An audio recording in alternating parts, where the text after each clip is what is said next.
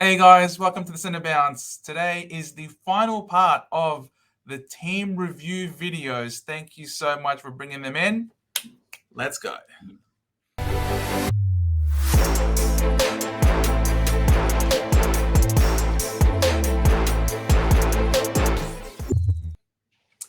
Big J, last part, and then we get into some real up-to-date super coaching with the news and the updates with all of what's going on with this preseason. Mate, it's been something like 6 or 7 hours worth of team reviews that we've gone through over the past week. I've had enough of team sheets for right now, but, when we've got to put out our own team review videos and things like that, probably end up doing another one of these, a couple of days before the season starts. But, mate, I'm happy. I hope everyone's got their team in.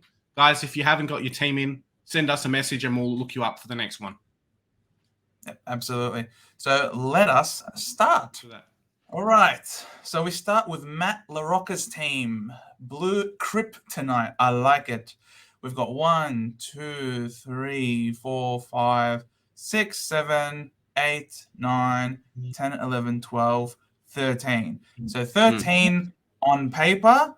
Whether or not these 13 actually stick, different story.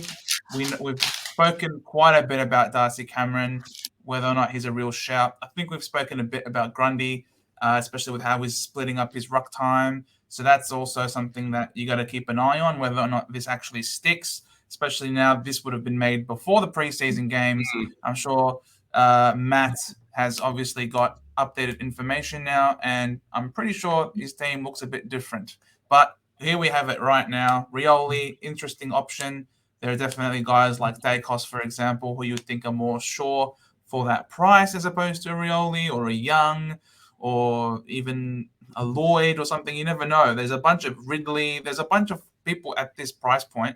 Rioli is someone that you really got to keep an eye on, and one that you're expecting to be a real breakout. You've got cash in the bank, and it looks like along the benches, you've got a lot of 117K rookies.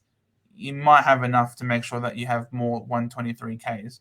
So all in all, I think the structure is okay. Obviously, you know what my opinions are key forwards, but overall, I think the structure is decent.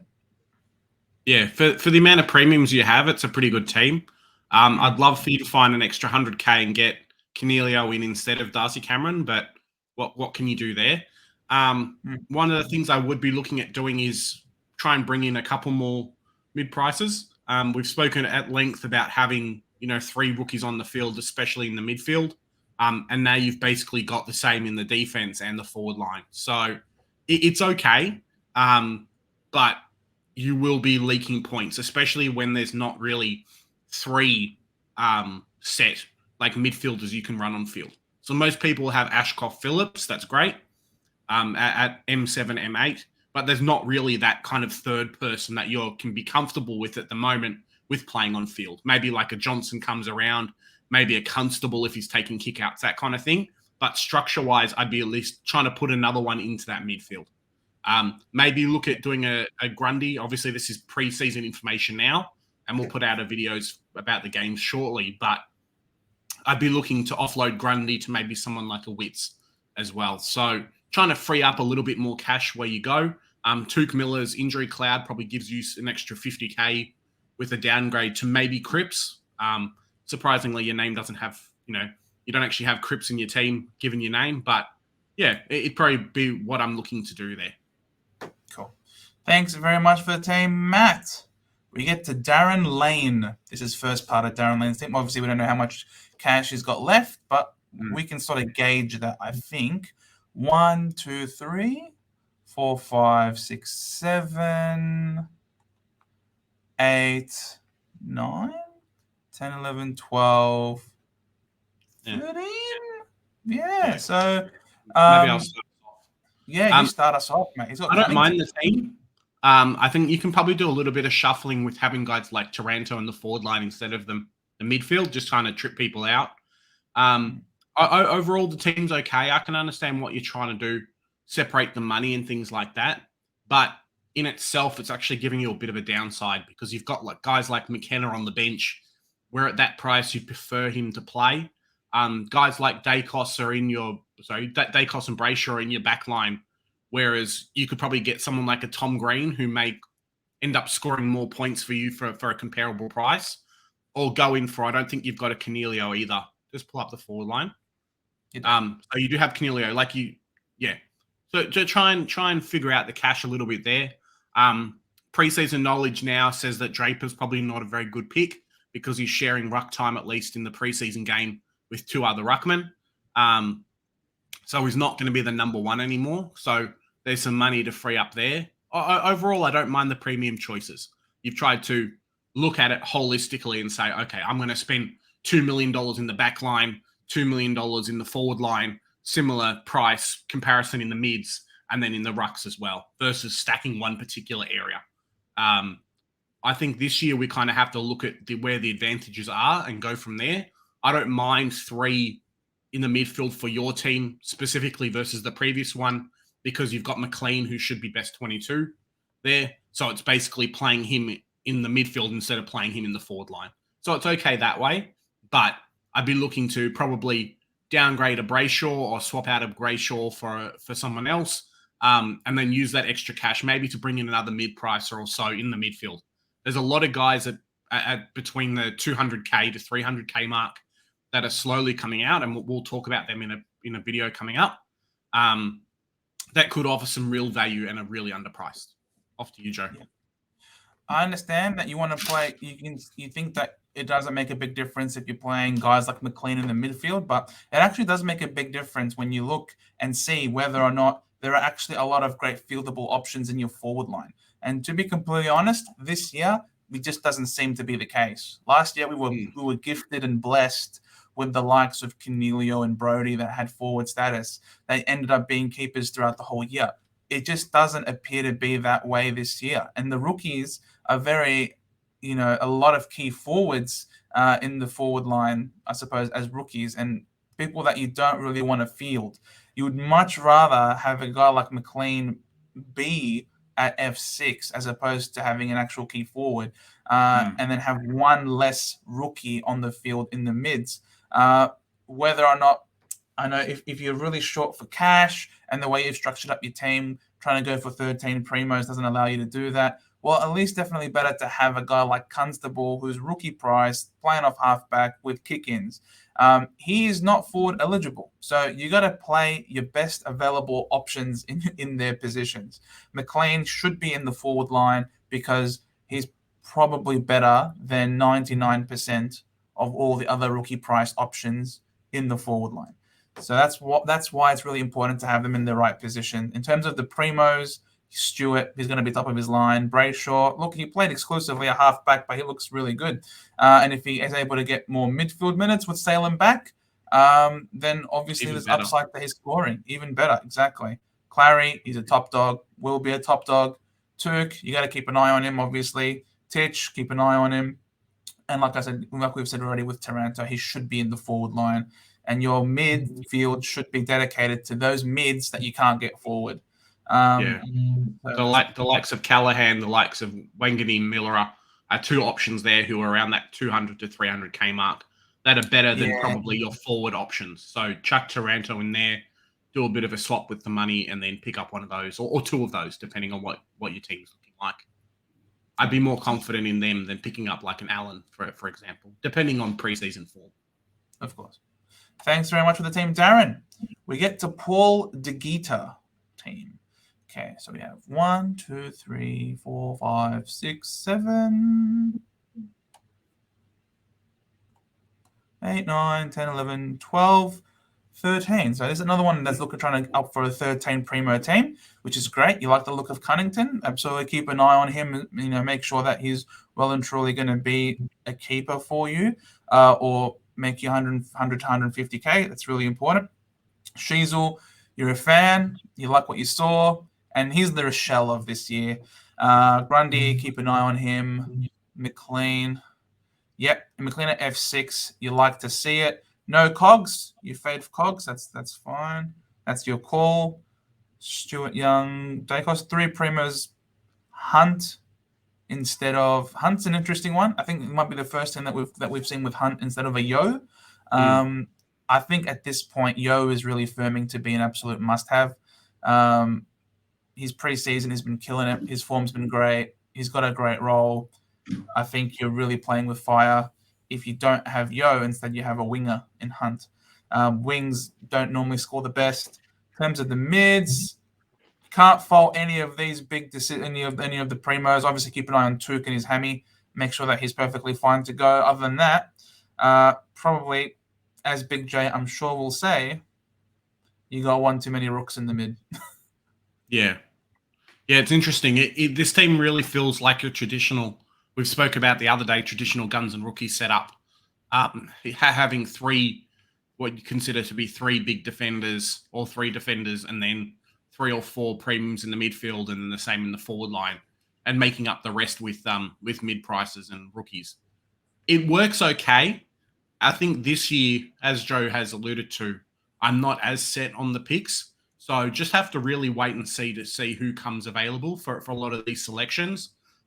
No Yo, I think is crazy. And looking at preseason form, no Dom Sheed is probably a bit crazy too. So really just have to kind of work out, hey, what are you going to be doing with a lot of your money? What's going to be happening? It's reassessed come the end of the preseason when we've got some real information. Like, I don't think Hunt's going to be a very good pick, just considering there's guys who are a little bit cheaper, so a little bit more expensive that are a lot better, like your Yo, like your Dom Sheed kind of players who are getting mass mid-minutes in positions that have a lot of ball use. So you'd expect good prices for them versus a winger. You know, we have spoken about Hunt in the past potentially being a good player, but this isn't AFL fantasy. Wingers don't get a lot of points unless they're super high accumulators with great disposal efficiency. Guys that run really don't do it for us in this format. No. And watch out for Grundy. Maybe worth swapping out Grundy for another player, but see what happens. Thanks for the team, Paul. Get to Bobby with 53k in the bank. Bobby Langrish. 1, 2, 3. Luke Ryan. 4, 5, 6, 7, 8, 9, 10, 11, 12. All right, so this is a 12 primo team that is unlike any I've ever seen. I don't know if you are the Rain Man, if you are some fortune teller, or really, able to be inside the Freo rooms to get an idea on how good Reedy is. We might be looking at Bobby as a time traveler if this pick works out somehow against in a team that's got Luke Jackson and Shrek and Darcy for a 102k rookie to be on the field is a very interesting one, to say the least. You got 53k in the bank, son. Heaney, first time I've seen a guy with Heaney. Interesting selection. You dream of Heaney. You're banking on him to be a top 6. I personally am not on board. I definitely think a guy like Rosie, who's cheaper by 44 odd K, will also not only score better, but will also have you with the pack in terms of being protected from those big scores that are going to come. You've got, I think you've spent a lot of money in very few areas to end up having a lot of suboptimal on-field players. So the back line is perfectly fine, I think. Having a guy like Chesser, he showed that he's great. McKenna, Yo. This back line is very strong. But as we start to move our way down the team, it starts to get progressively weaker. And you end up having players like Fife in the mids when you probably should be in the forward line. And you don't have Phillips, who probably is a must-have at this point. Instead of a Cetus here, I don't know if that's how you pronounce the name, but this here should absolutely be Phillips and not him. And this person here should be absolutely anybody else. As is this person. Should be anybody else. Like, I think, but in terms of structure, you probably have overcommitted in some areas. And I think you've committed a lot in the forward line to a guy like Heaney, who's definitely not going to give you enough for for his price, as well as paying 600k defenders, and you're paying big for Clary as well. So I think a lot's been spent in too few areas. Yeah, I don't know what happens with teams like these. I understand kind of the idea of going super cheap in the ruck, and we've spoken about it before, but similar to going super, super duper cheap in the defense, it doesn't really give you an advantage anywhere else on field. Like, I look at teams that we've reviewed over this week, and there's teams with 4 premiums in the mids and like a mid-price at F5. There's teams with 2 rucks. There's teams with 4 to 5 premiums in the midfield, plus like a mid-pricer, and then Ashcroft and Phillips. And there's teams with like 2 or 3 premiums plus Yo in the backline. So missing out on a good ruckman to try and save some money really doesn't give you an advantage this year on field. Yes, maybe you've got 5. Okay, cool. You know, like, okay. You know what I mean? Like, there's not really a lot of advantage that missing out on a dead set, locked-in position player, like a Witts, even heck like an English or a Grundy if you're feeling frisky, or Darcy Cameron, or even like a Draper, for example. Like, I don't understand the purpose of doing that. I think it leaves yourself way too open, and the guys that did have Bruce, that did have a lot of the cheaper rucks last year, really felt it because they were scrambling. And you don't want to be in a position where you have to trade Hopper, Fife, and your rookie on field to actually get a ruckman and avoid donuts, because it will happen this year. Even guys with the Sydney ruckman that a lot of people are playing and considering at an R2 position. There's one that's just popped up. Laddams is injured, and then Hickey's kind of out for 6 months. It's too much risk. Yeah, it's too much risk to your structure to play these plays on field. So the premium selections I don't mind. Heaney over Taranto and Rosie's not great. I'd love for you to merge Heaney and Cunnington into getting both of those if you can. But overall, it's just a wait and see and rethink that ruck line. First team I've seen with Liam Ryan, not sold on the pick, but, you know, personal preference there. Otherwise, that's kind of my suggestion. Cool. Thanks, Bobby. We get to Phil Curran. I'm sorry, Phil, for stuffing that up. If I have stuffed it up, you got 30k in the bank. 1, 2, 3, 4, 5, 6, 7, 8, 9, 10, 11, 12. So we've got a 12 primo team. You want to start us off, Big J? Yeah. Scroll back up to the defense. Cool. So 2 premiums in the back line's fine. With Yo, just a wait and see on Dacos. Liam Jones was a pick for a while, but no talk about him is obviously really bad. We've kind of highlighted that before Bose, and we're getting a little bit of information about him now, but nothing, I think, was spoken about Jones in the preseason game. So obviously this team came out before, but we're getting reviews now instead of information we had 2 weeks ago. Caulfield, similar story. Not sure if he's best 22, but you have some money there between the two to bring in someone who may be better. Even swap out a Jimby for one of those and bring in someone else as well, or fluctuate the cash a little bit.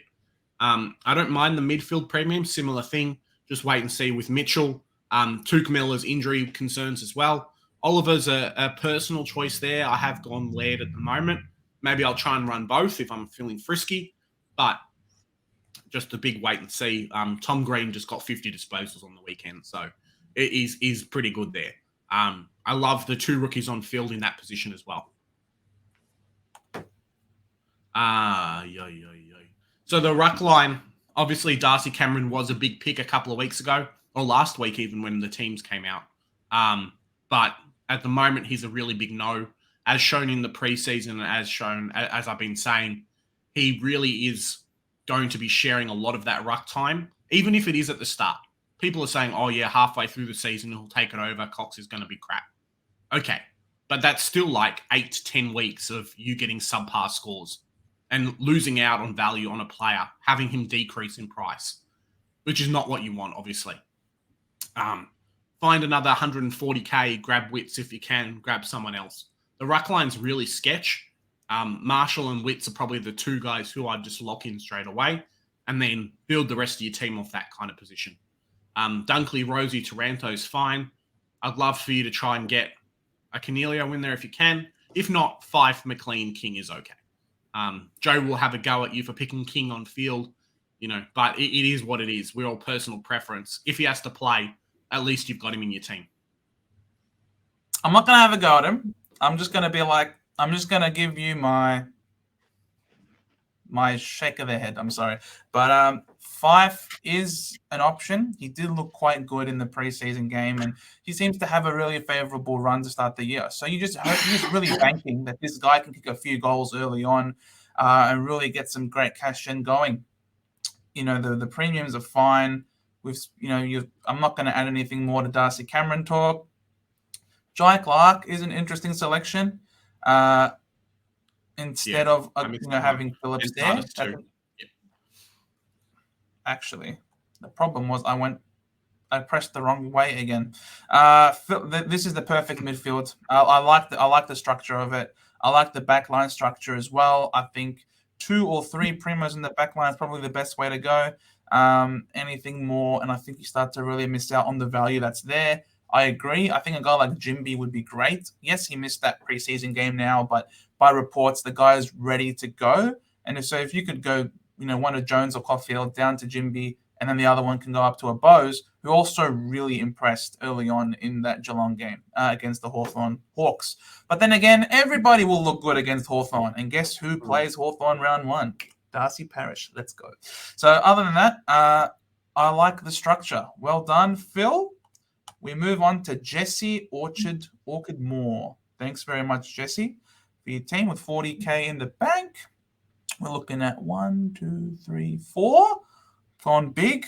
5, 6, 7, 8, 9, 10, 11, 11. This is an 11 primo team. So you're playing 11 primos, which would suggest that you're going to be playing a lot more mid-pricey. To try and have as few rookies on field as possible. That's the reason why you go 11 primos and not 12. 12 seems to be the sweet spot in terms of the primos. 13, you are happy to field one or two extra rookies on field. But if you've got 11, you got to make sure you've got like next to no rookies on field. And I can see that mission has already failed. Because not only have you got a rookie on the field, you've got a key forward rookie on the field who's going to be playing for the soon-to-be Wooden Spooners. What are you doing, Jesse? Come on, mate. That's not... But we've spoken about Darcy Cameron. We know what... We're not going to speak any more about that. The reason is because you've gone way too heavy in the back line, man. You've gone way too much in the back line. And you really... I don't know why you've overpaid for Sardis, who already at this point you should know is someone who's not going to be playing. Phillips should definitely be where Clark is. Clark, if you want him on the bench, fine, but I think you're paying a lot for the bench. If you're starting an extra one primo down compared to a lot of other people, the majority of the competition, then you got to make it up somehow. And from what I can see, you haven't. You've got Warple here, very speculative, and you're still playing 2 rookies in the mid, and you've still got another rookie here in the forward line, and this forward line is really light on. I mean, you're going to be leaking a lot of points, and you're playing not only 1, not only 2, you're playing 3 key forwards. Jesse, what did I do to you, man? What have I done to you? Why you got to break my heart like this? I can't speak no more. It's over to you, man.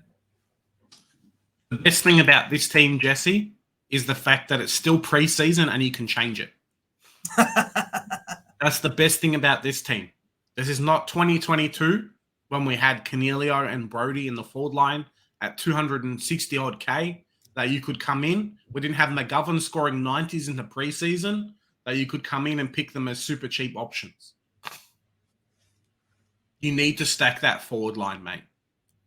Forward line is where a lot of the value is across the board with players, and you really need to look into stacking that position so you can make the benefit and can make the most out of this position.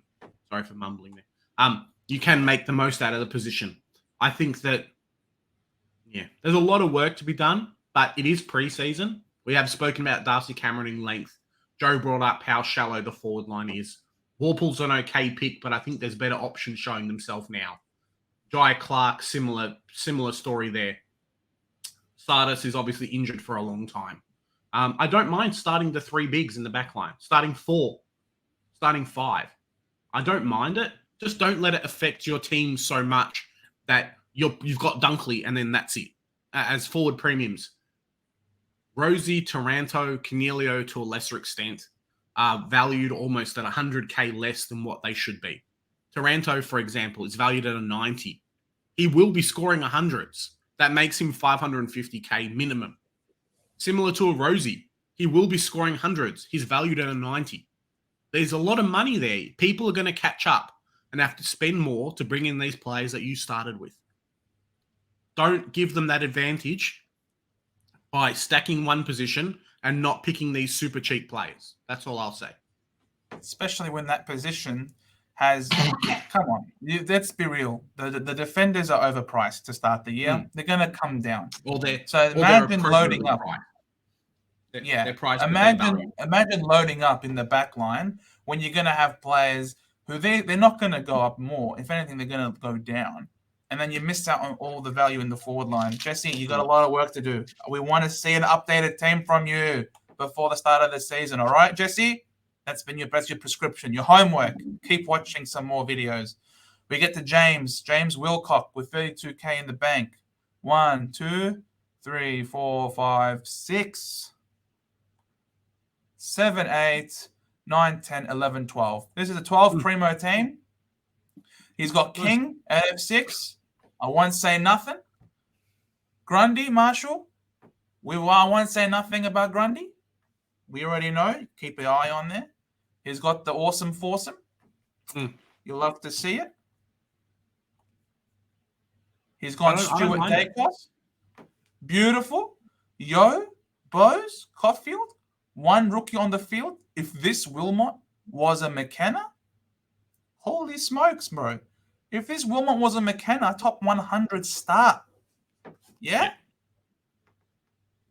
Yeah. And he could, if he downloaded a Philippou to someone else, to a cheaper rookie, and then you go Wilmot up to McKenna, bro, top 100.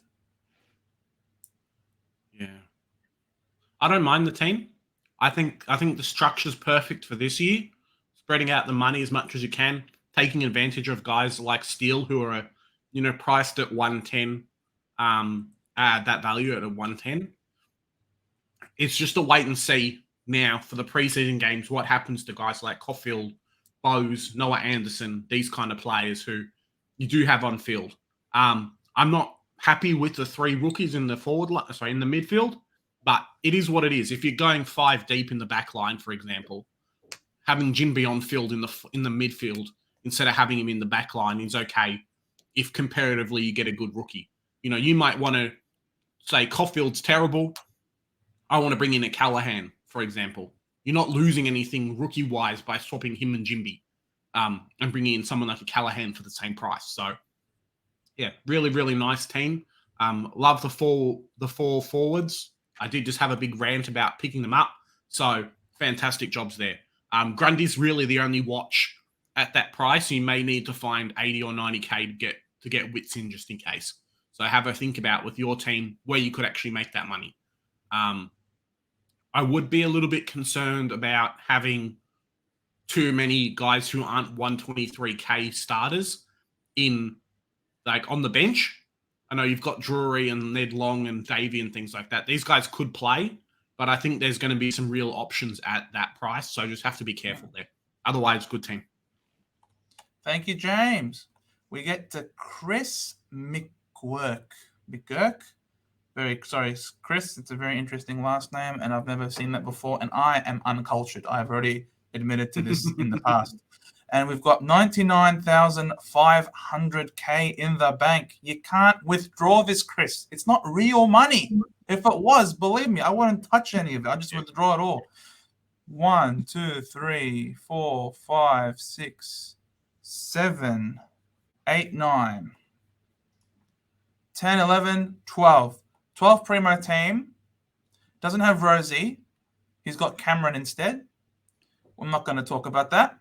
We've already spoken enough about that. Van Ruin would not want to have a guy who's never played a game of football before, who's a key forward at F6. I'm sorry. Philippou, he looked great. Don't get me wrong. But he's playing basically full forward / half forward for St Kilda. They've got no forward stocks. Terms of the defense, you paid up for these two sexy monsters. They are very nice. And Dacos. Jimby, okay, no Yo. That is a fairly big issue, I would say.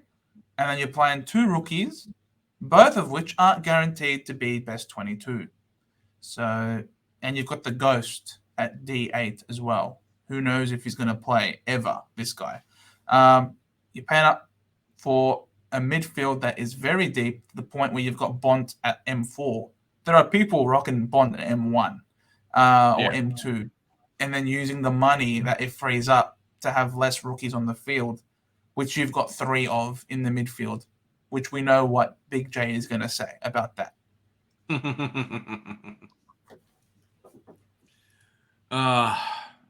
Mate. Look, Darcy Cameron's the big watch for me. I don't mind the midfield. It's okay. There has to be something said about starting the guys who you think are going to be the big players. Just because if you go the cheaper ones, you still have to upgrade into getting these guys in. So I don't mind the picks. It's really just a case of, well, you're basically starting from scratch. Outside of Hopper, you really want Ashcroft, McLean, and Phillips to make you enough money so you can bring in the other people. And you're missing out on some value going a Miller over like a Steele who could score similar scoring. Miller over a Darcy Parish who does have a good run to start with. I'd love for you to find 200k to get Rosie in. I don't know where you would get it from. Maybe downgrade a Neil to a Tom Green, and that gives you some money. That'd probably be a decent shout. Neil and Miller, if you can. Grab like a Parish and a Tom Green, and you've probably got enough money to go 5 up to Rosie and potentially even offload Darcy Cameron, depending on the stocks there. Van Ruin's not the great pick, but in saying that, you can swap out McLean for that position and potentially pick up a mid-pricer in that spot if you do have enough money. Finn Callahan has been dominating the preseason, so maybe he's a shout there for you as well. Just going back to the back line, yeah, I don't mind it. As I said, Stewart and Dawson are going to be 2 of the top 5 guys. I think he'll probably set in, hey, these are the top 5 defenders. Grabbing 2 of them is great, so you don't have to get them later on. Value-wise, there's players who potentially are better, like a Dacos or a Young. Maybe not Young so much after the preseason game, but Dacos and a Young, yes. But locking in that top position, there is something to be said about that. I'm not really shying away from previously what I've said, but there is the option there. If I can lock in the best 2 players in the defense, 4 of the best 8 players in the midfield, and potentially 4 of the best forwards out of 6, my upgrade options and the guys I have to try and chase throughout the year really diminishes there. You're not picking up a guy who's potentially top 12 midfielder and having to try and offload for a top 8. You're already starting the top 8. So just having a little bit of think, where can I free up some money for some extra positioning, and then minor upgrades to premiums as well. Yeah. Thanks very much for the team, Chris. And we get to the last team here. Wow. If your team, this is Zach Jacoby. Zach. Thank you very much for your team, Zach. If your team was not in this video or any of the previous videos, it's probably because your screenshot was most likely because your screenshot was no good, essentially, and we weren't able to show it on this. But this is our last team from Zach. 1, 2, 3, 4, 5, 6, 7, 8, 9, 10, 11, 12, 13, 14? Really? 14 Primo? It exists? Well, let's be real though. 14 Primo, but there are so many question marks / asterisks on so many of these options. If these all work out for you, Zach, you, my friend, are walking away $50,000 richer. Believe me, no one has got 14 primos on their team. Not even close. Even the 13 primo teams have a speculative one. Jeremy Cameron. Draper. Bro, Draper is R1 barring injury / suspension. Don't even worry about it. Maybe not this year. Don't not this year. The fans to pick bad players. Nah, Draper's a legend, bro. Draper's a legend. If you're banking on him to break out, that's you can do so. I'm not gonna say no. I'm not gonna say, oh, you think he's gonna break out this year? That's not gonna be the case. No. If you think he's gonna break out, your own research is suggesting that he's gonna break out. Best of luck to you. But I don't like Green. He ain't breaking out and scoring you a lot. I'm sorry. If it does, come back to me and you can slap my face. I don't think Fergus Green is going to be a world beater. He's a key forward playing for the soon-to-be Wooden Spooners. It's not going to happen. Philippou, he's looking good. McLean at F3, if F4 is very light on. People not having guy like Rosie probably is going to hurt. Or Taranto, you got in the mids. That's fine. Grundy, keep a close eye on him. You don't want him to not be good. The mids, Tuca, keep an eye on him. Keep an eye on those hammies. Mills, keep an eye on his CBAs. And if he's not playing forward or behind the ball, Brayshaw, is fine. Noah is fine. Titch, keep an eye on him. Ashcroft Phillips is great. No Hopper is a very interesting one. You have enough faith in Taranto, but you don't have faith in Hopper, who's also going to be playing in that midfield, and he's like $200K cheaper. I don't know about that one, Zach. Unless you are a time traveler as well, and you've gone forward and you've seen in round one, Hopper does a hammy or an ACL and he's done for the whole year, and we will have to scramble and get rid of him, and you just forego him from the start. If you are a time traveler, Zach, please, you sent us your video. Give me a small sliver of that 50K. I'd be much appreciated. Sicily, he's a top dog. He's a top G. He's likely to be top 6. Sard, a lot of upside with the Williams injury. And Dacos, you got to keep an eye on him. Jimby is a fine fieldable option. McKenna, fine. Weddle, you probably say for actually fielding Constable there and having Weddle on the bench. You got 33K in the bank, so you can definitely upgrade some of these rookies on the bench. Gilby, Wallaby, we don't know if he's going to play.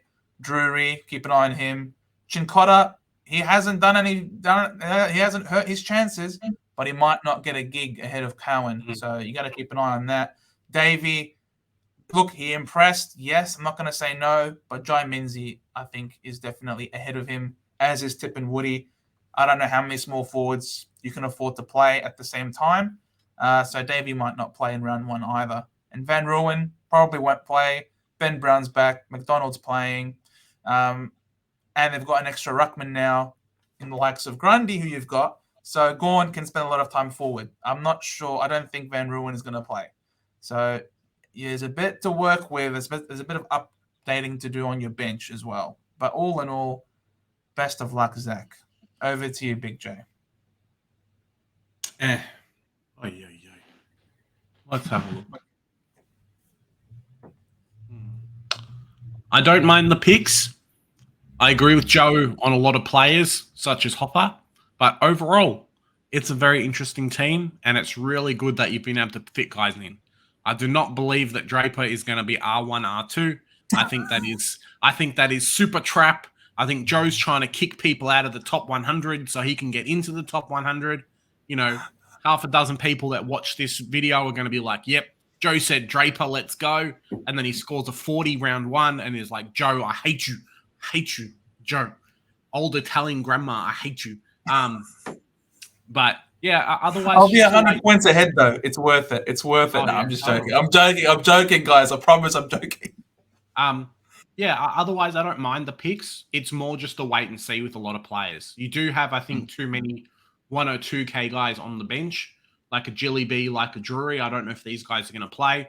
I think that Chincotta will, just from looking at what he's done and things like that. But I'd be looking to bring Hopper in. I think if you had Hopper in somehow, I think the team would look a lot better. And then no Draper in there as well. Good premium numbers. Good Hopper and premium Yo, I numbers. think are the two big ones. Yeah, Hopper and Yo. Jeremy Cameron, the first team I've seen with him.